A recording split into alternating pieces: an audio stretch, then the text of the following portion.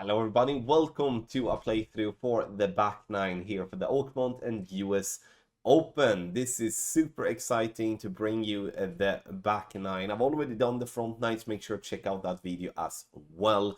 If you do like all the content here on the channel, do not hesitate to hit the thumbs up button. Also subscribe to the channel and turn on the notifications. Now, if you do want to improve your game and have a little bit more fun during the US Open week, then we scan the QR code or use the link patreon.com/golfclashtommy or patreon.com/gctquick9 in the description down below and sign up for our premium guides. We do have the info box on the right hand side to follow along in this playthrough to give you the club distance adjustment, elevation adjustment, also a ball and club type we do suggest to play with. Have in mind, they are all suggestions, so you don't have to follow it if you don't want to. Let's go. The hole number 10.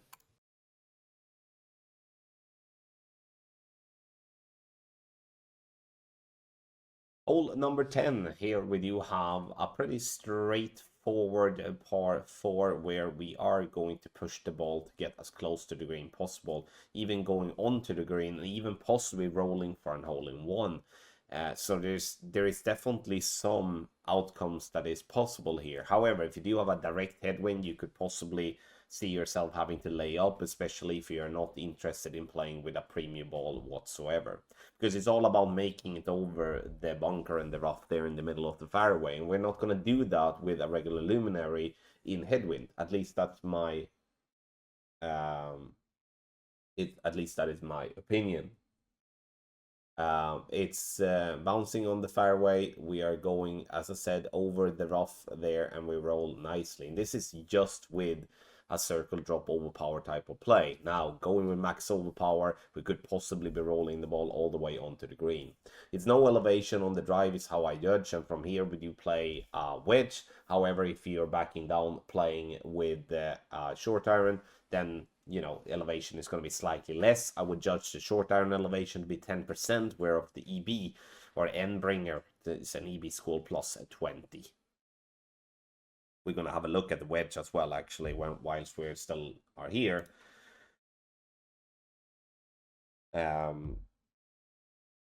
There we go. So you can see here we have a wedge, we have a good green. You can use a lot of topspin if you would so like. You're not going to have a poorly ball guideline, which I do really like. And I think that's generally common here with the Oakmont, that they have been thinking about making the greens fairly flat. Even though there are some slopes and stuff, it's not glitchy, which is truly something that players are valuing, or at least I, as a player, value that.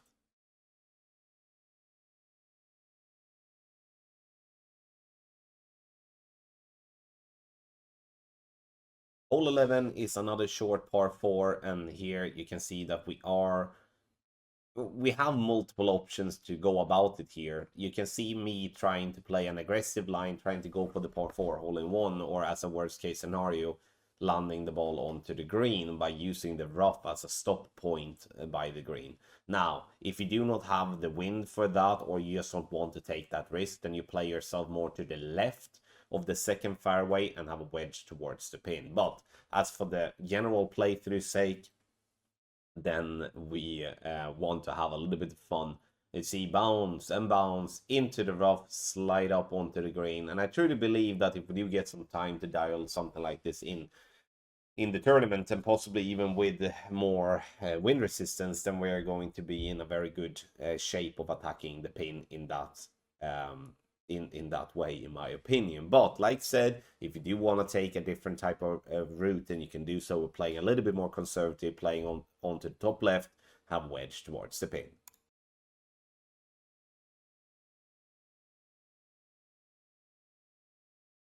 Hole number 12 is probably our first big test on the back nine, because this is a long ass par 5, especially if we're going to have some headwind together with that.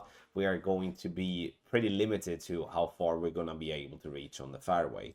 In a good scenario where we do have a lot of tailwind, we can blast the ball down there. We could possibly get to like a minimum wood club or like a maximum long iron, something like that, possibly even longer if you use a topspin boost ball, but it's hard to tell. Now I'm playing just over the rough with my drive and a luminary, and landing nicely on the fairway. You can see that I'm suggesting the Cataclysm as a second shot club. This because when we do have a headwind, we can't reach as far as we like. That's pretty obvious. And then we're going to leave ourselves fairly short if we do have just a sniper. And the sniper here is also going to require to be played with a lot of rings. And that is not something that we do want to do, because if we have to pull more than once, that's a problematic thing. Now look at the ball guideline, how glitchy that is. That's definitely nothing for us. So we're going to use some left spin, and we're going to try to attack the pin in this way. You can see as well that we do have some nice little sticky spot there, but we need to get into it. Like, we can't just find the aim for it and then hope that no matter what we do, we're going to play into the funnel spot. That's not going to happen. So we need to do the right adjustment, which I don't do here, even though I'm using some left curl to compensate. You can also see how much downhill this is, and therefore I suggest 20% extra elevation to this particular play. Now we land where we aimed, but the wind push is so strong that it's pushing us further back and right, and we're still ending up having an eagle pot, but we would most definitely benefit from having a little bit more distance for our second shot, and possibly even use a ball that is giving us a little bit more wind resistance so we can truly attack the pin for an albatross.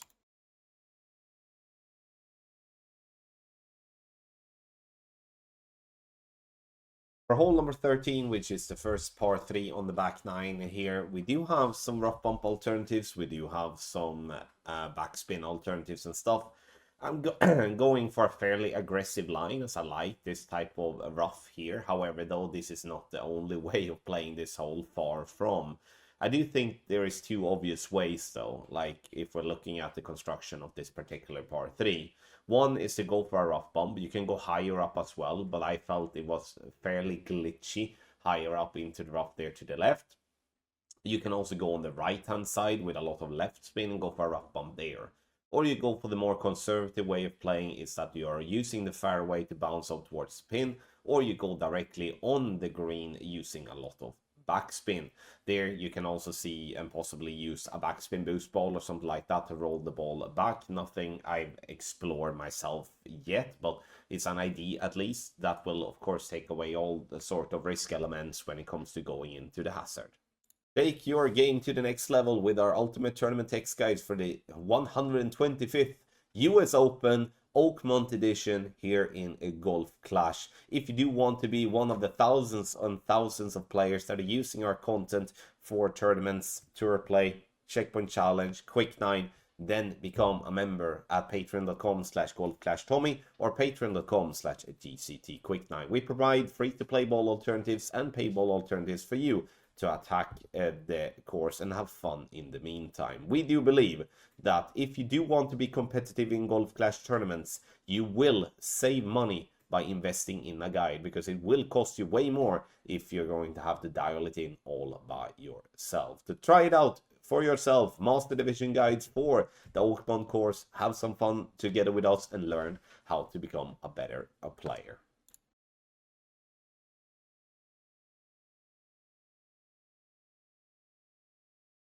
Hole number 14 is where we have the stands in our way to a start, but now it's removed, which is good because then we can play the hole. NMT with any ball, and we end up at this point max top spin, and I'm using 2 left spin. You can see that even if we're adjusting, we will still end up very far away from the max line. We could most definitely push this one a little bit harder. Now, if we do have a crosswind or a tailwind, we can definitely look into bouncing over the rough and the sand to try to roll this ball onto the green. But we are, in this case, playing a little bit conservative, possibly a little bit too close to the rough line, but we are landing, in the end, very nicely on the fairway. There's more room, like, once again, to push it harder, but like I say many times, it's like pushing something into a point, where we are in between clubs is not good. Now we are actually in perfect position to play with our thorn from min. Now, if we would be going a little bit longer, we would have to make a decision to either go with a lot of backspin with our thorn or to go with our endbringer from very far away, which is definitely not something to be preferred, any of it, in my opinion. Min numbers, 5% elevation, center the ball in it perfect, and we could definitely see ourselves walking away here with an eagle.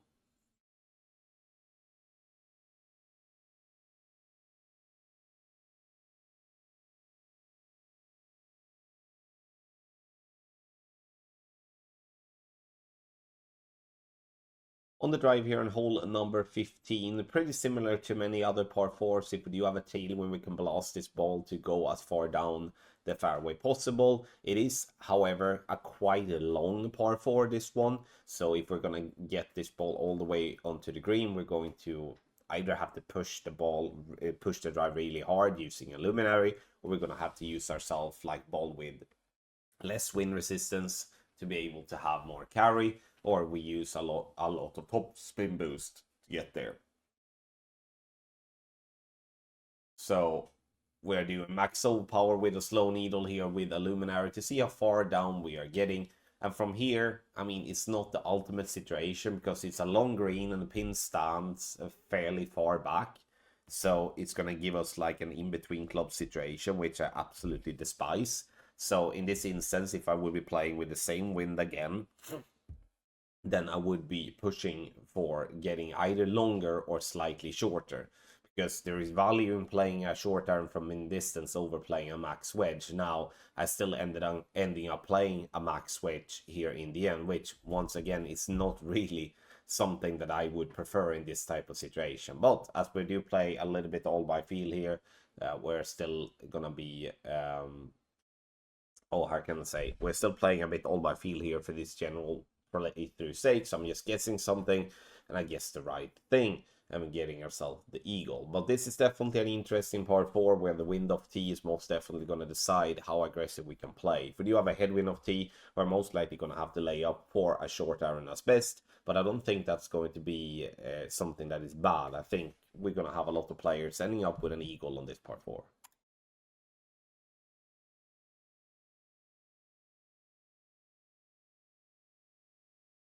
Hole number 16, which is the last par 3 of the Oakmont here, it's a pretty obvious line we're going to take, which is to go for a rough bump.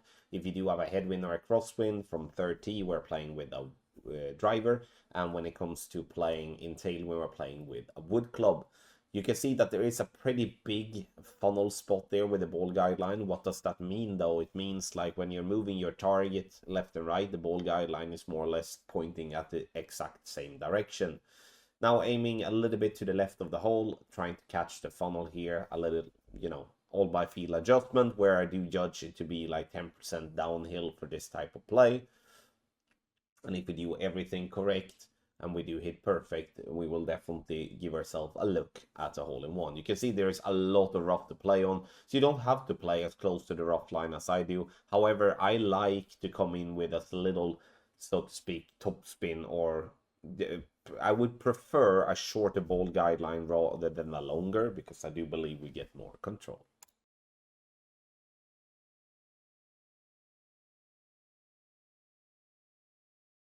Hole number 17 is a very short par 4, but a fun par 4, I would say. If we do have a straight tailwind, we should be able to carry over the 2 bunkers and the rough, and to land on the fairway using backspin and attacking the pin. That is at least something I'm going to attempt to try to do so. But if we do not have that type of wind, sure, we could probably find some type of constellation with a lot of side spin, a lot of curl, and to, bounce on the fairway into the rough to roll out around the green. Or we just take the more conservative route here and play with minus 10% elevation. This is most definitely an uphill one, so playing here with more elevation will most definitely make you land. The wind is not going to affect the ball as much as we think, is my point. So I'm almost adjusting too much here in the end, but we roll up here, and from here I do think it's value to have a look at the wedge here, because the wedge here is something that I very rarely go for a rough bump with a wedge. I usually go straight to it. But if you're looking at the ball guideline here, you can see that there is an obvious sticky spot here. And even if we're playing into the rough, when the rough is so flat as it is and gives us such a good ball guideline, it's most definitely it's most definitely going to be a very good position to use. So here we can play a standard EB school, but elevation is gonna be most likely less, just because we don't have the wind effect after the first bounce in the same way as we would be bouncing on the fairway.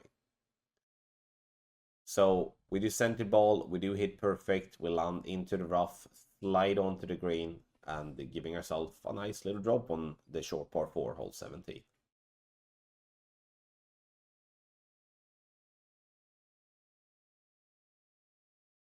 We walk on to the tee of hole number 18, and here I do think once again that we do have a par 4 where if we do have a tailwind, we should be able to bounce over the big bunker there further in front on the fairway. However, if we do not have a tailwind to work with, we are going to have to just lay up. So in this instance, I would just be a fool if I would be trying to bounce over that bunker in the middle. So I'm just trying to be as conservative as possible to lay up as close to the bunker as possible, playing an NMT with a power 0 ball. No elevation of the tee is how I judge this one. You could possibly argue that it is like +5 or something like that due to the elevated tee box, but I still play flat, and we're getting ourselves down there nicely on the fairway. Don't really have to do much else than this. Obviously, when we lay up and we have such a high wind in Master, there is a clear benefit from using more wind resistance, so you get yourself a much easier second shot. Now, the second shot, I really do kind of enjoy this type of B52. I'm not gonna lie.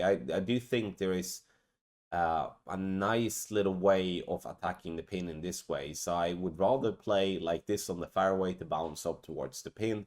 In this instance, the wind is actually quite favorable, as we can play into the wind using the spins that we're having, which should give us not much, but a little bit of leeway. Now, obviously, if we are bouncing over that bunker in a tailwind, for example, we are going to have a wedge as worst towards the pin, or possibly like a short iron, but I would say a wedge or a putt. But if we do lay up before that bunker, we should be having a long iron towards the pin and play 10% downhill elevation, and we're getting ourselves another drop here by being lucky. Thank you so much, everybody, for watching this back 9 playthrough for the Oakmont course for the US Open here in Golf Clash the game. This is gonna be a brilliant week is my guess, and I'm looking forward to that immensely. Make sure to scan the QR code or use the link in the description down below to sign up and do like thousands and thousands of players are doing every single tournament to have some fun with our premium guides. Links are in the description down below. Good luck in the US Open.